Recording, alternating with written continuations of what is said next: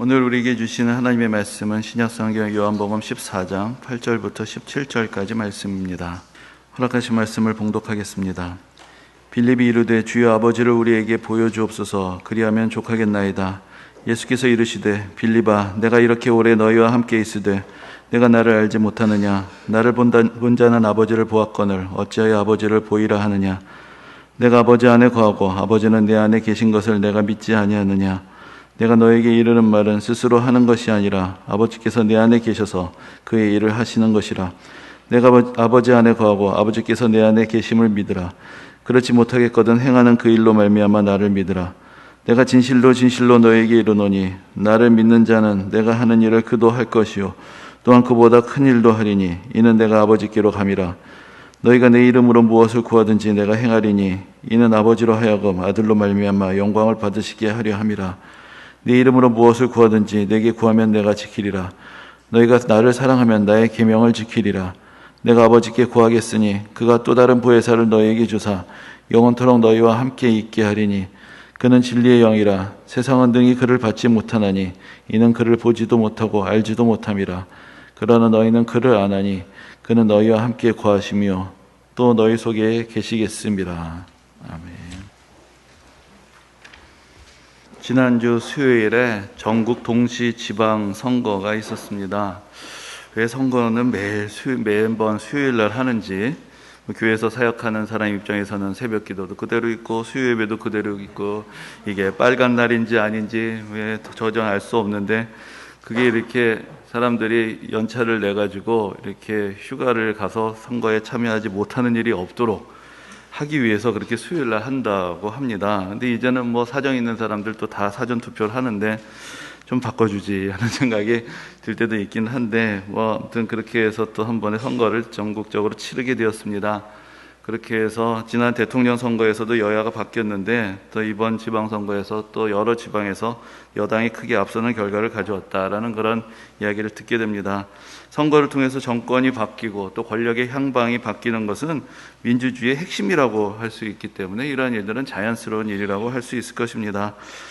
그런데 저는 이제 선거를 치를 때마다 이런 생각을 해보곤 합니다. 우리가 좀 걱정이 많죠. 우리나라가 너무 지금 사회적으로 이념적으로 참 대립이 심하지 않는가 그런 염려를 많이 하는데 하지만 이렇게 선거의 결과들을 보면은 자신이 지지하는 정당을 맹목적으로 무조건적으로 지지하는 사람들만 있는 것은 아니구나라는 것을 알게 됩니다. 만약에 그렇다면 선거할 때마다 결과가 그렇게 바뀌지를 않겠죠.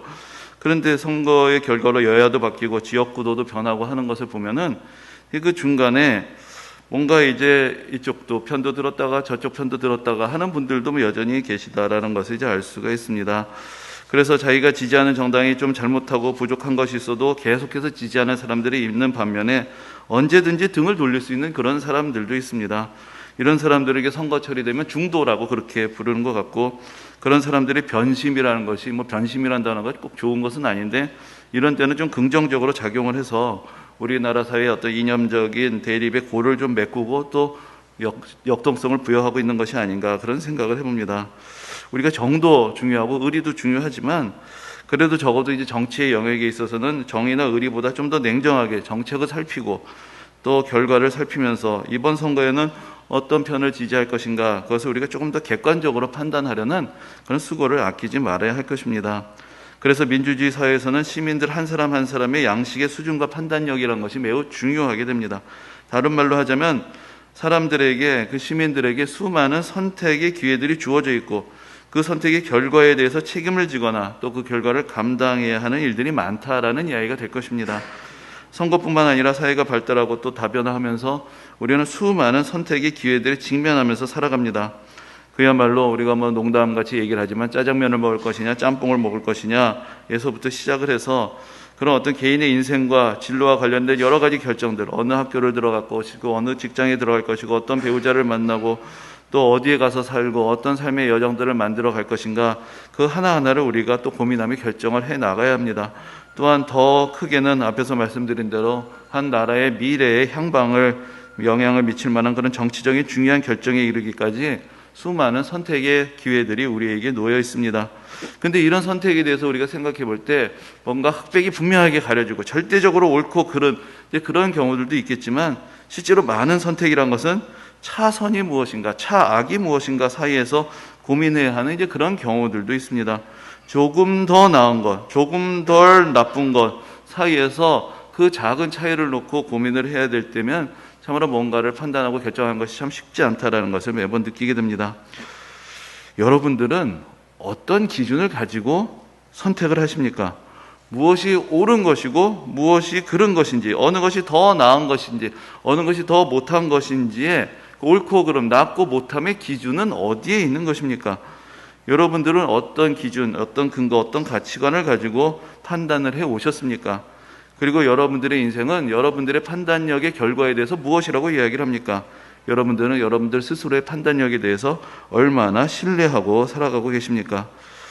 저는 종종 사람들에게 있어서 이런 모습들을 보곤 하는데, 선택의 상황에서는 아주 심각하게 생각을 하고 고민을 하고 논쟁도 많고 토론도 많습니다. 그런데 그 선택한 결과에 대해서는 상대적으로 사람들이 많이 무관심하지 않는가라는 생각을 하곤 합니다. 자기가 생각해놓고 자기가 욕하고, 자기가 생각해놓고 실망했다고 그러고, 또 이제는 또 생각이 달라졌다라고 얘기를 합니다. 그러다 보니까 선택을 할 때는 사실은 책임에 대해서도 생각을 해보아야 하는 것인데, 자기가 선택해놓고 책임을 지지 않고 그 선택의 결과를 받아들이지를 못하면 도무지 왜 그렇게 뭐를 선택하냐에 따라서 고민을 하고 말이 많고 한지 이해가 되지 않을 때도 있습니다. 어차피 어떤 선택을 해도 그 결과에 대해서 책임을 지지 않고 받아들이지도 않을 텐데 뭐 그렇게 선택에 신경을 쓰느냐는 것입니다. 그런데 이런 일들이 벌어지곤 하는 것은 사실 이제 선택의 상황에 있어서 우리가 가지고 있는 능력의 한계 때문에 오는 것이 아닌가라는 생각도 해봅니다. 우리가 모든 것을 알 수 없고 사실은 내가 이런 선택을 할 때 어떤 결과가 올지를 다 예측할 수가 없는 것이죠. 그렇기 때문에 결국 어떤 결과가 나의 선택의 결과로 나타났을 때 우리가 할 수 있는 말은 나는 이럴 줄 몰랐어 라고 뭔가 발뺌을 할 여지들이 남아있는 것입니다. 그렇기 때문에 선택을 해놓고도 또 그 결과에 대해서 책임을 지지 않는 그런 모습들도 보곤 합니다.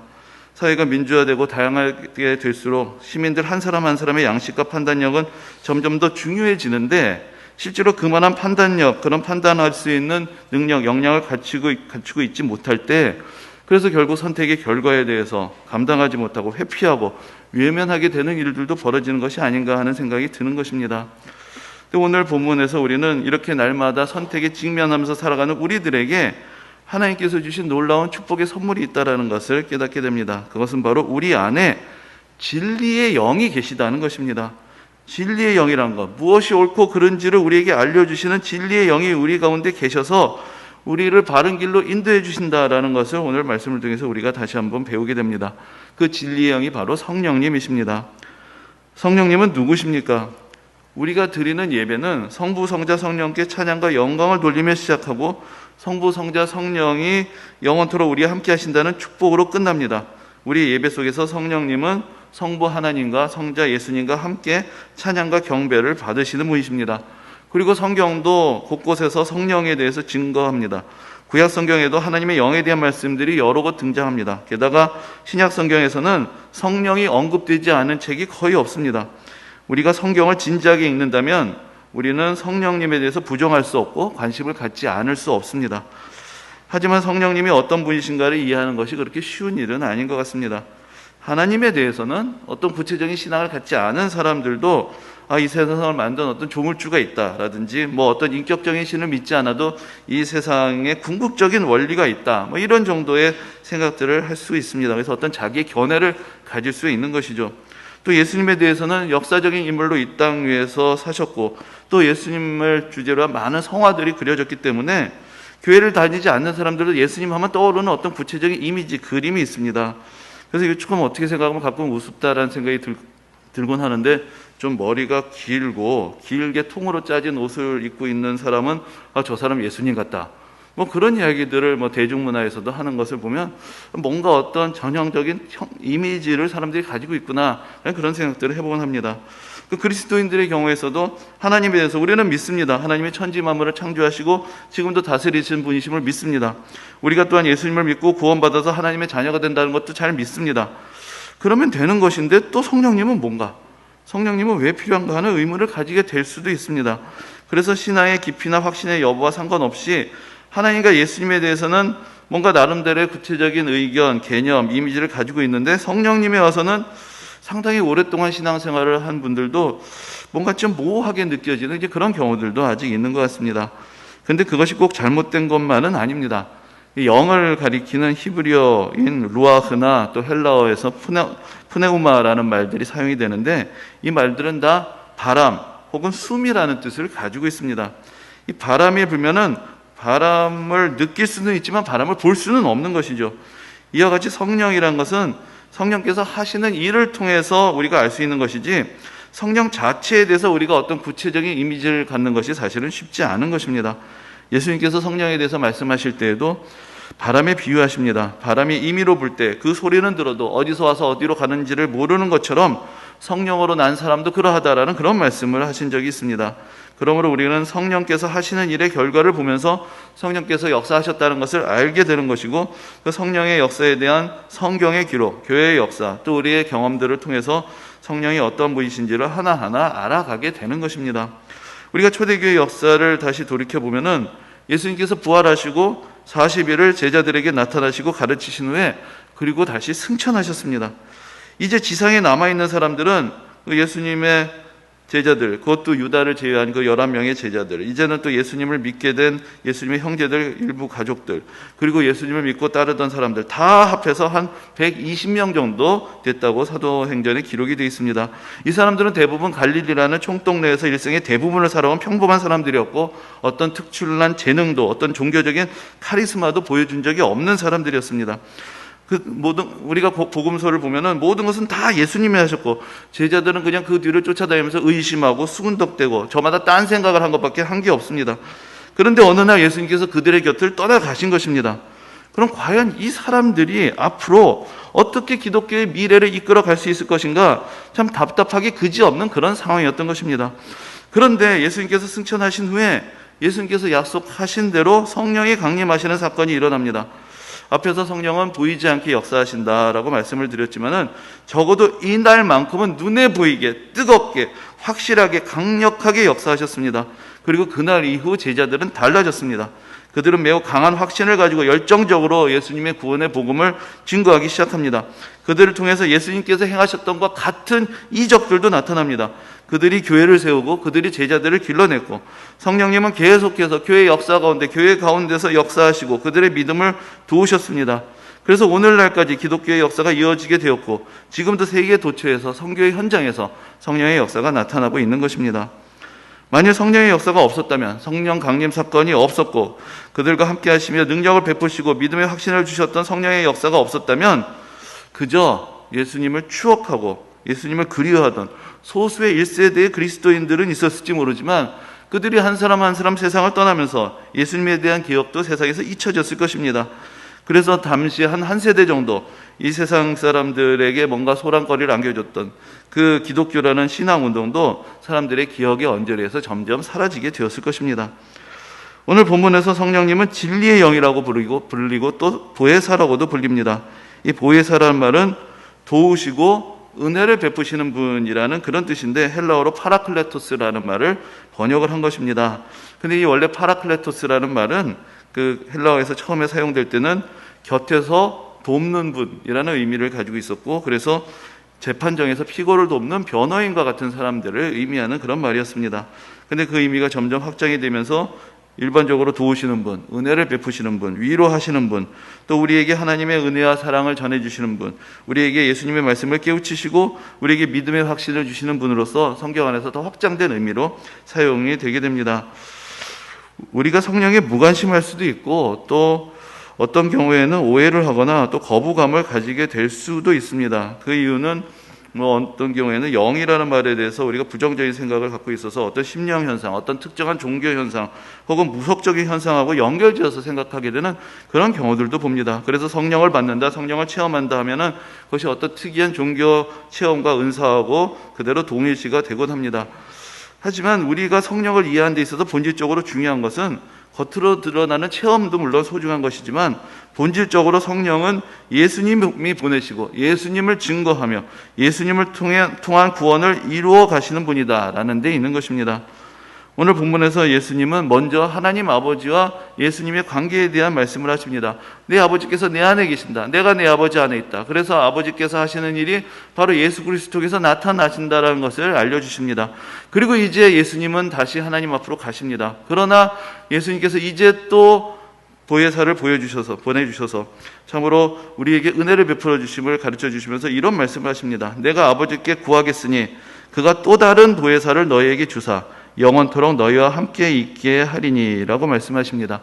또 다른 보혜사라는 것은 바로 예수님이 보혜사셨다는 것이죠. 은혜를 베푸시고 우리를 도와주신 분은 예수님이셨는데 예수님이 이제 하나님 앞으로 가시고 또 다른 보혜사가 오셔서 이제 예수님께서 하나님의 예를 이 세상 가운데 나타나셨던 것처럼 이제 성령께서 오셔서 예수님께서 이 땅에서 하셨던 일들을 나타내시고 우리를 인도해 주실 것이다 라고 그렇게 약속을 하십니다. 그러므로 여러분들이 예수님을 믿는다면 성령님과의 관계라는 것은 여러분들의 선택사항이 아닙니다.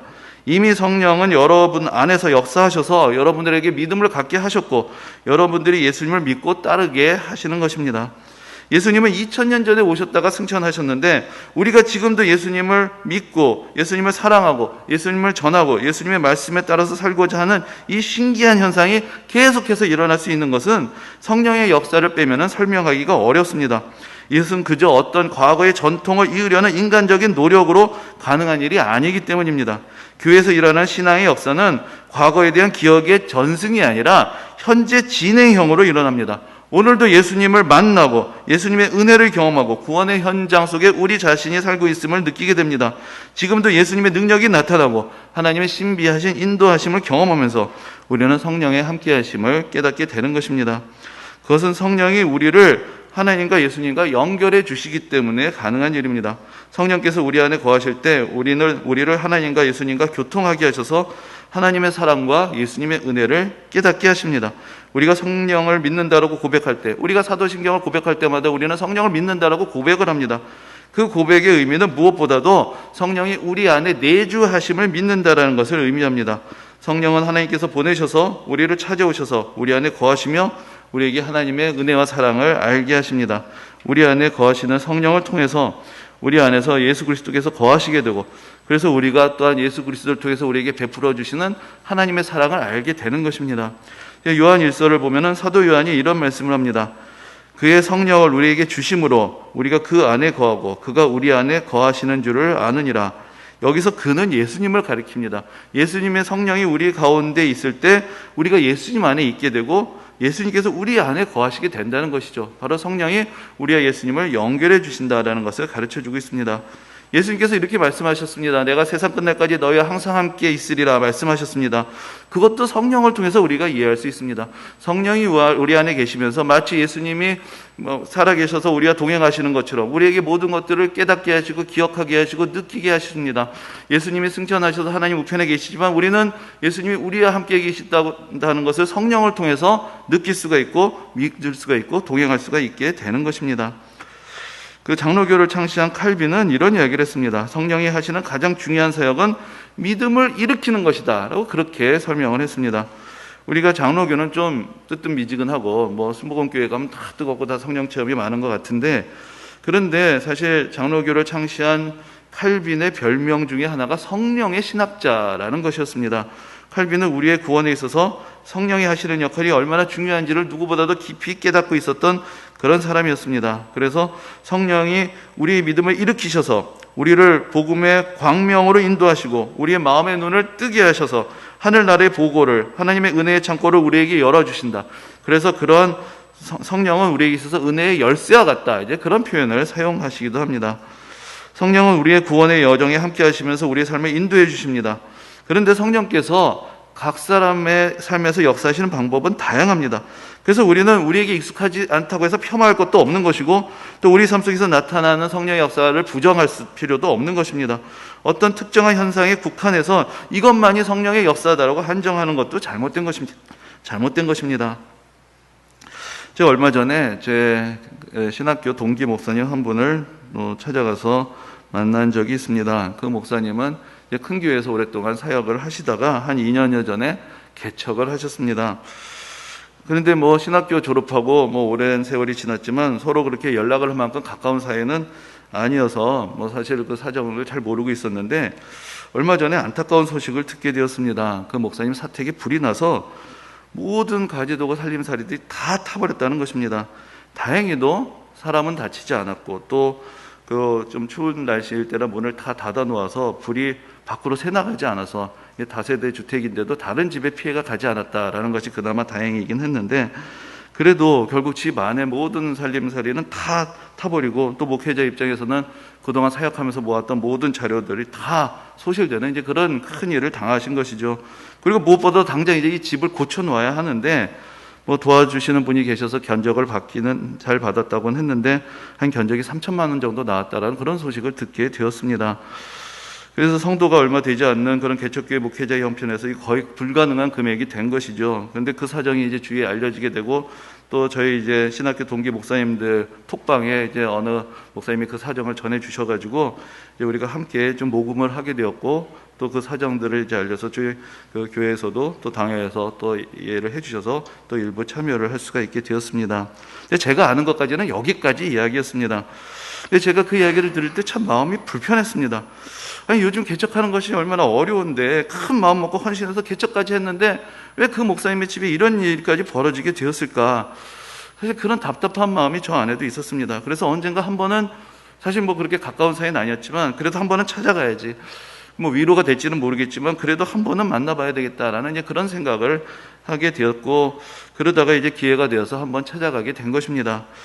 그런데 막상 그 목사님을 만나서 보니까 제가 생각하지 못했던 이야기들을 듣게 되었습니다. 그때 이게 견적이 한 3천만 원 정도 나왔는데 모아진 헌금이 4천만 원이 넘었다고 합니다. 그래서 집수리도 주인에게 미안하지 않을 만큼 깨끗하게 할 수 있었고, 그 남은 헌금으로 처음에 교회를 개척할 때 너무 준비하지 못한 게 많아서 어려웠는데 그런 것들도 좀 더 갖출 수가 있어서 좀 더 은혜롭게 예배를 드릴 수가 있게 되었다는 것이죠. 그래서 그 이전보다 성도들도 더 늘었다는 것입니다. 그래서 제가 그 목사님을 만났을 때에는 어떤 위로가 필요한 낙심한 모습이 아니라 오히려 은혜 받고 생생하게 살아있는 그런 한 사람의 개척교회 목사님의 얼굴을 보게 되었습니다. 지금 당장이라도 튀어나가서 노방전도를 하고 싶은 그 열정, 저랑 이야기하면서 전도의 방법에 대해서 얼마나 많은 이야기들을 저에게 해주셨는지 모릅니다. 그래서 오히려 저는 담임 목회한 지 한 10년 정도 되는 그런 목사인데 이 목사님이 이제 개척을 하면서 의욕이 충만해서 이거 제가 위로를 하는 게 아니라 많은 도전을 받고 오는 그런 일을 경험하게 됐습니다. 제가 그 목사님을 만나고 오면서 그런 생각을 합니다. 정말로 성령께서 오늘날에도 우리가 이해할 수 없는 방식으로 역사를 하시는구나. 정말로 복음을 증거하게 하시기 위해서 모든 것들을 합력하여서 선을 이루시면서 정말로 오늘도 삶의 현장, 복음을 증거하는 현장 가운데서 역사하고 계시는구나. 그것을 다시 한번 느끼게 되었습니다. 오늘은 교회력의 절기로 성령 강림절 혹은 오순절이라고 불리는 그러한 절기입니다. 성령 강림절을 오순절이라고도 부르는 것은 이제 오순절이 원래는 구약 성경에 나오는 절기이고 그 절기는 이제 유대교의 역사에서는 모세가 시내산에서 율법을 전해준 것을 기념하는 그런 절기로 오랫동안 지켜졌습니다. 오순절이라고 불린 것은 50일이라는 뜻인데 6월절에서부터 50일째 되는 날에 지킨다고 해서 이제 오순절이라고 부른 것입니다. 근데 이날 예수님께서 약속하셨던 성령을 모든 믿는 사람들이 받게 됩니다. 그래서 그 안에서 정말로 성령이 불과 같이 임하는 것을 경험하면서 많은 사람들이 믿음의 확신을 얻게 되는 놀라운 사건이 일어나게 되었습니다. 그래서 그날 이후로 이제 그날이 바로 이제 유대교의 절기로는 오순절이었지만 이제 그날 이후로 오순절은 율법을 받은 것을 기념하는 날이 아니라 성령을 받은 것을 기념하는 성령 강림주일로 지키게 된 것입니다. 근데 이제 교회력을 우리가 쭉 따라서 또 신화의 의미들을 지금 정돈하면서 정리를 해보고 있는데 이 교회력에서 오순절 혹은 이 성령 강림절이 갖는 독특한 의미가 있습니다. 그러니까 교회력으로는 매 주일마다 어떤 주일인지 절기에 따라서 이제 표시를 하게 되죠.